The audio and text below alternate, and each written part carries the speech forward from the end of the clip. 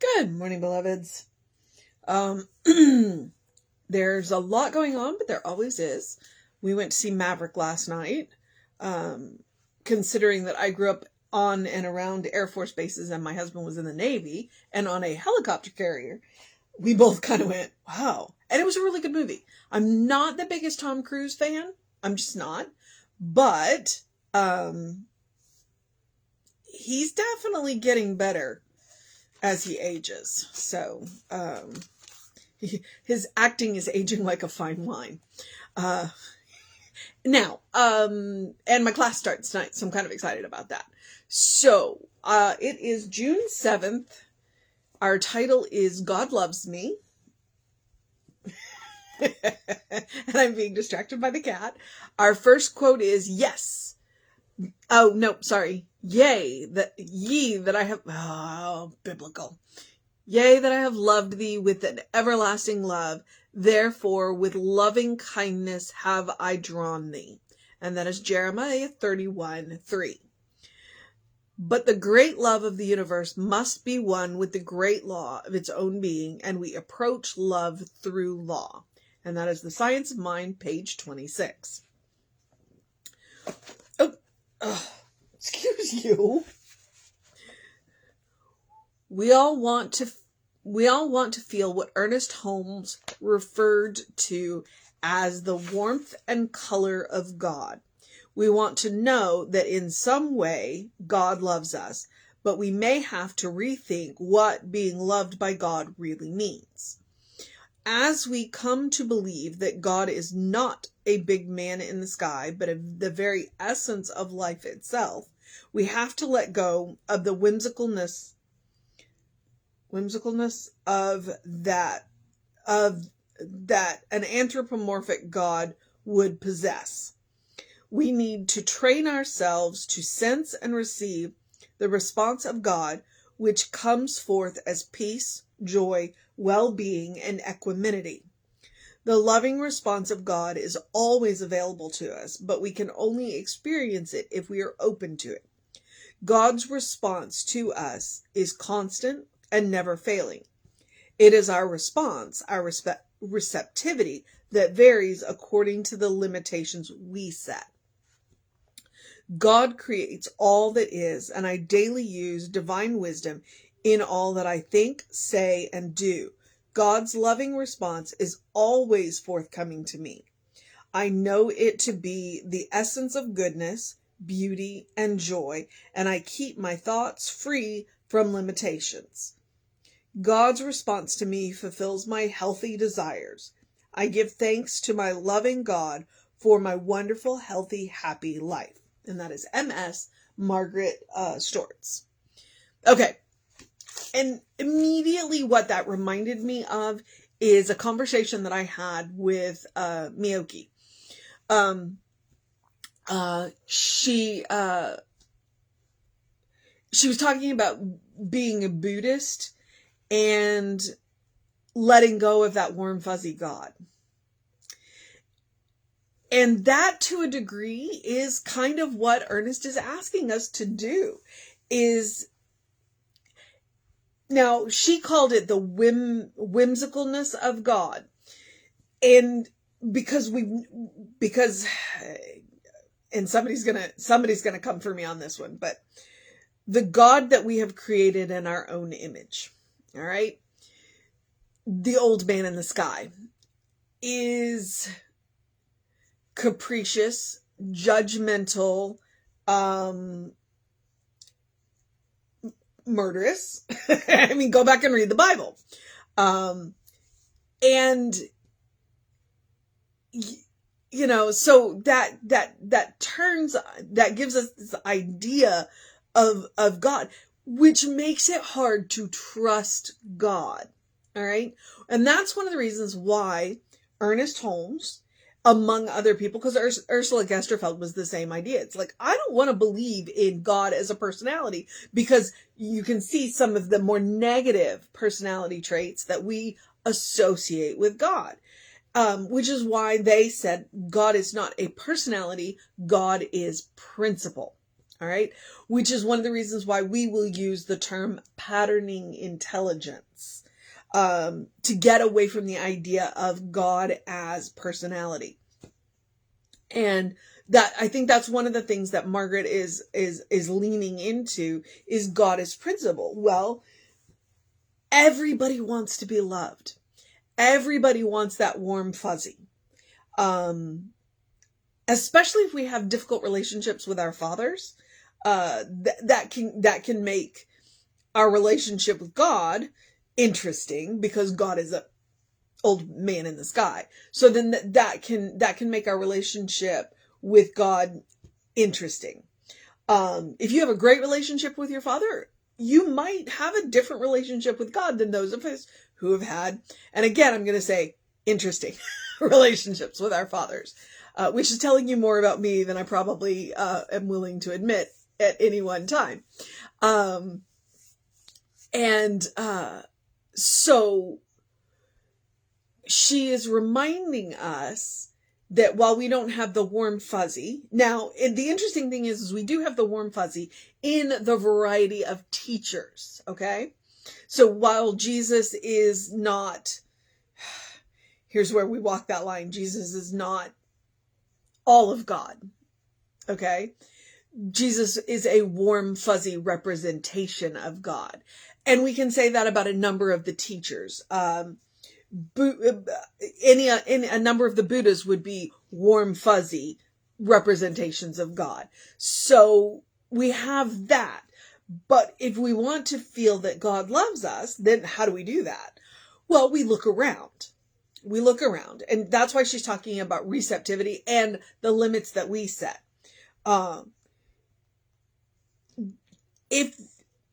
If you are out, i.e., for a walk, like I did this morning, and what did I see this morning? I saw flowers. I saw trees. I saw bushes in bloom. I listened to birds sing. And I can accept that that is the way that God loves me. Okay? The beauty around me is the way that God loves me. Now, there's an even cooler way that God loves me, and you, and that's the people that you interact with. That is how God loves you. So that partner in your life, be it a spouse, a really good friend, or anybody where you have a deep relationship with, or even just a passing relationship with, that's the way that God loves us. Okay? And so it's about being willing to open up our definition of how God loves us, is what she's after. And so God can love us through the birdsong. God can love us through the flowers. God absolutely loves us through other people. And don't do that twist where, well, if God loves me through other people, then God doesn't, God punishes me through other people. That's not the way that works. Okay. that's a completely different, that's a completely different situation. So let's not go there. And then think about all of because I've talked about the natural things, but then let's talk about the amazing technology, i.e. what I'm doing right now, where I'm sitting comfortably in one of the bedrooms in my house and I am talking to you. Well, could this not be another way that God loves us? Because God has, inspired people to create things so that we can connect on these levels. We set the limits. Open up your definition of how God can love you. That's my suggestion. Okay, so and me and Bible quotes. When they choose the quotes with the language. Yea, I have loved thee with an everlasting love. Therefore, with loving kindness have I drawn thee. We were made by love, for love, of love. And that's kind of what Jeremiah is saying right there. That's Jeremiah 31, 3. And then Ernest Holmes. It's interesting when you get the earlier, like when you're below page 100, his language is stiffer, more formal. And then when you get up into the 400s, his language is a little looser and more relatable. So, because this one's from page 26. Excuse you, I need my hand back. Can I have my hand back? Thank you. Cat's being cute. Okay. But the great love of the universe must be one with the great law of its own being, and we approach love through law. So that's what I'm talking about with the principle. God being your principle, because God works the same way every time. Okay? There's not the whimsicalness, there's not the capriciousness, there's not the, God doesn't change God's mind. When things are set in motion, they remain in motion. God doesn't suddenly change its mind, and God doesn't judge. So like if we ask for something, God doesn't say, you don't deserve that. So, that's what Ernest is talking about. It's like we approach that love through the law. That's how God loves us, by being consistent.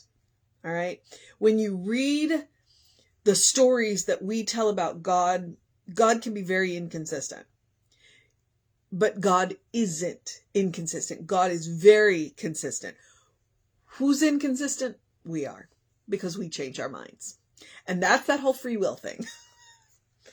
Okay. We all want to feel what Ernest Holmes referred to as the warmth and color of God. We want to know in some way God loves us, but we may have to rethink what being loved by God really means. And that's what I'm talking about. Open up your definition, because I can totally see when I go for that walk in the morning and I listen to those birds sing, I can see that as the way God loves me. And it's just one of the many, which means I got the mission. I got the mission today. Okay. As we come to believe that God is not a big man in the sky, but the very essence of life itself, we have to let go of the whimsicalness of that an anthropomorphic God would possess. It's that consistency. All right.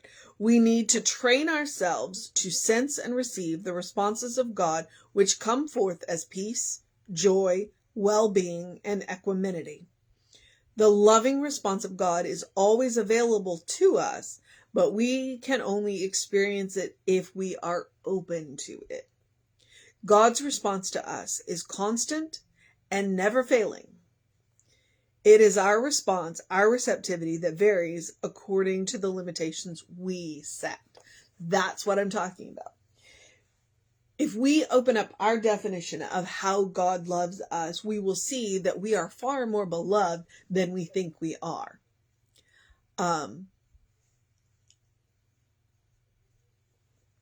Yeah. Okay. I think I'm gonna let that sentence lie just like that. All right. God creates all that is, and I daily use divine wisdom in all that I think, say, and do. God's loving response is always forthcoming to me. I know it to be the essence of goodness, beauty, and joy, and I keep my thoughts free from limitation. God's response to me fulfills my healthy desires. Love that she uses that term, healthy desires. I give thanks to my loving God for my wonderful, healthy, happy life. Okay, so that's MS, Margaret Stortz.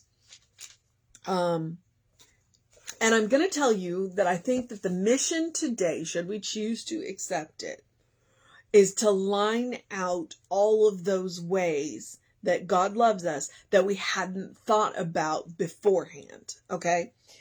And I gave you that jumping off point about listening to the birds sing, seeing the flowers, seeing the trees, seeing all of that. I started with beauty. And then I launched into the way, the way our partners can love us.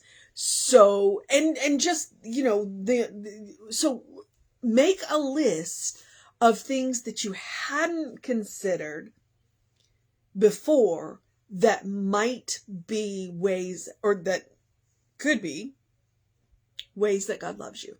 Okay? And make the list as long as short as you want, and feel free to continue to add to it. Just because it's the mission today doesn't mean it's not a mission that we can continue to continue, because what we are doing is we are expanding our idea of love. We are expanding the definition. We are reducing the limits that we set, because free will allows us to set limits on God. All right?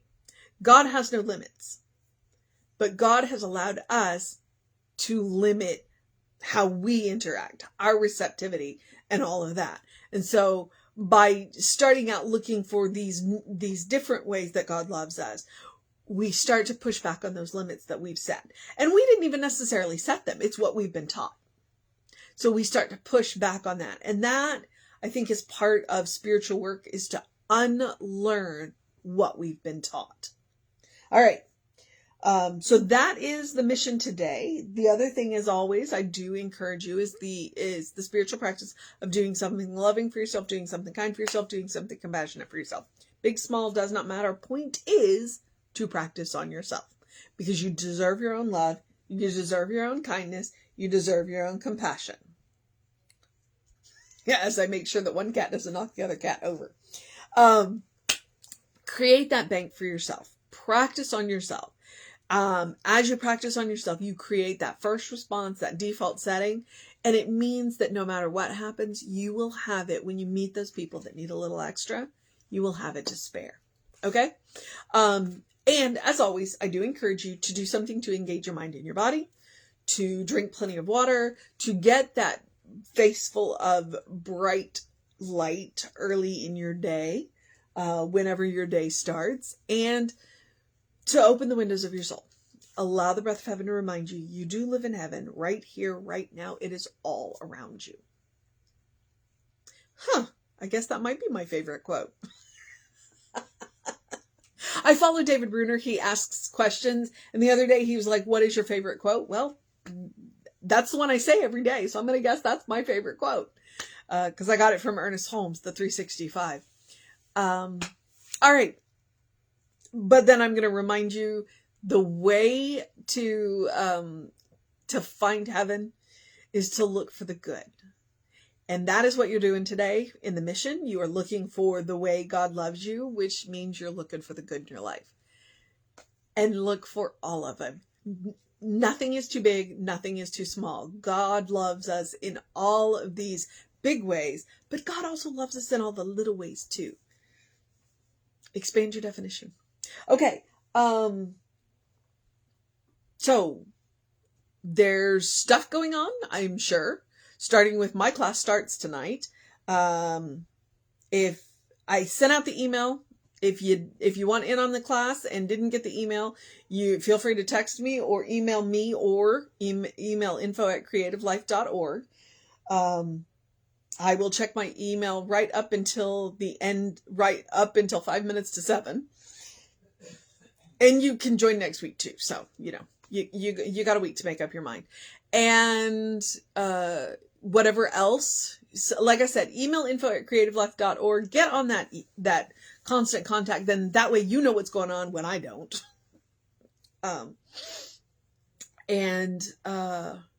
Catch us on the social medias. We are Creative Life Spiritual Center or Creative Life Spark. I'm the running Rev Ryan on the social medias. I am just, okay, you know what? There's a lot going on. And have a great day, an amazing day, a wondrous day, a fantastic day, a magical day, an enchanting day, a supercalifragilisticexpialidocious day. I just wanted to say it. A good day. And if that is too much pressure, simply have a day, because you are enough just as you are. All right. Yeah. Know that you're loved. You are a beloved child of God in whom God is well pleased and well represented. Remember that. So Reverend David should be on around 5 p.m. with you today. I will be back with you at 9 a.m. tomorrow. Take care of yourself. Know that you are loved, and I will see you next time.